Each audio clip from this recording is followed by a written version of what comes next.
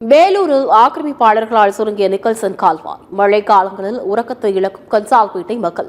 விரிவான விவரங்களை பார்க்கலாம் இந்த செய்தி தொகுப்பில்.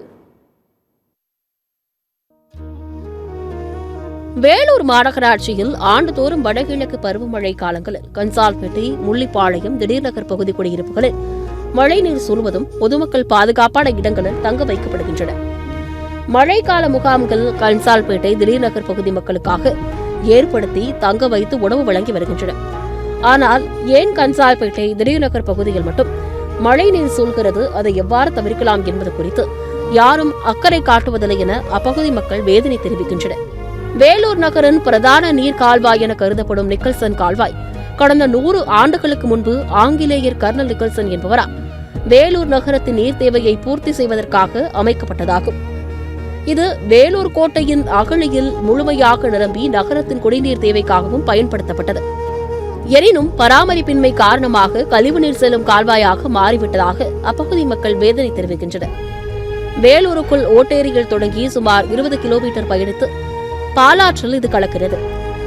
பருவமழை காலங்களில் வழக்கத்தை விட கழிவுநீருடன் 4 மடங்கு மழைநீர் கால்வாய் வெளியேற்ற வேண்டியுள்ளது.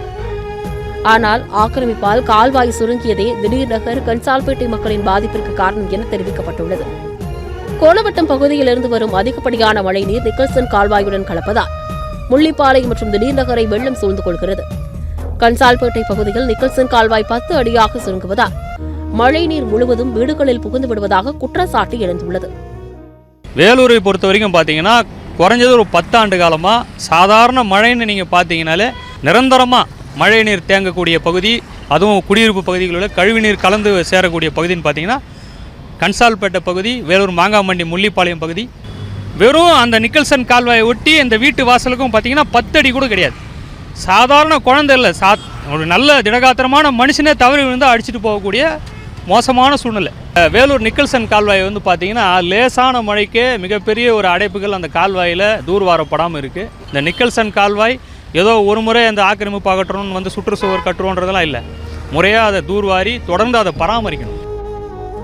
110 அடி அகலமாக இருந்த நிக்கல்சன் கால்வாய் தற்பொழுது வெறும் 60 அடி தான் இருப்பதாக தெரிவித்திருக்கும் அப்பகுதி மக்கள் கால்வாயை தூர்வாரினாலே தண்ணீர் தேங்காது என தெரிவிக்கின்றனர்.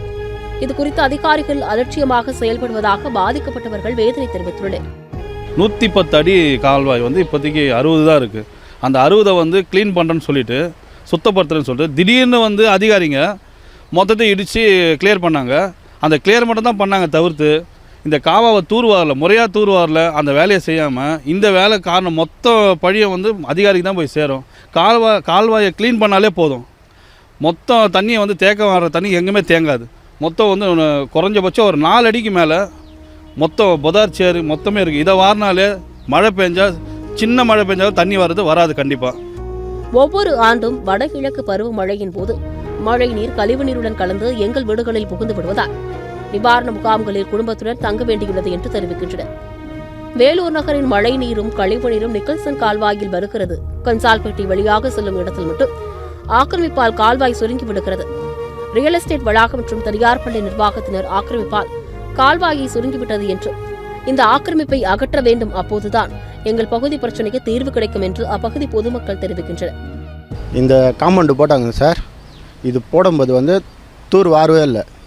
இதனால் என்ன ஆகுதுன்னா கன்சால்பேட்டு, திடீர் நகர் ஃபுல்லாக தண்ணி தேங்குது. இது வந்து தூர் வாரி இருந்தாங்கன்னா இவ்வளோ பிரச்சனை வந்திருக்காது. இன்றைக்கி ஃபுல்லாக வீட்டு ஃபுல்லாக தண்ணி போகுது. முதல்ல வந்து அதிகாரிங்க வந்து இங்கே தூர் வாரணும். இது தூர் வாரினா தான் தண்ணி நல்லா ஃப்ரீயாக போகும். இது தூர் வாராமல் அங்கேயே க்ளீன் பண்ணியிருந்தாங்கன்னா இது தண்ணி போகாது. இது ஃபுல்லாக மோடாகி போச்சு. இது மோடாக வந்ததுனால மொத்தம் ஏரியா ஃபுல்லாக தண்ணி போகுது. இப்போ ஸ்மார்ட் சிட்டி திட்டத்தின் கீழ் நிக்கல்சன் கால்வாய் இருபுறமும் தடுப்பு சுவர் கட்ட 15 கோடி ரூபாய் ஒதுக்கீடு செய்யப்பட்டு கடந்த 2019 பணிகள் தொடங்கப்பட்டன.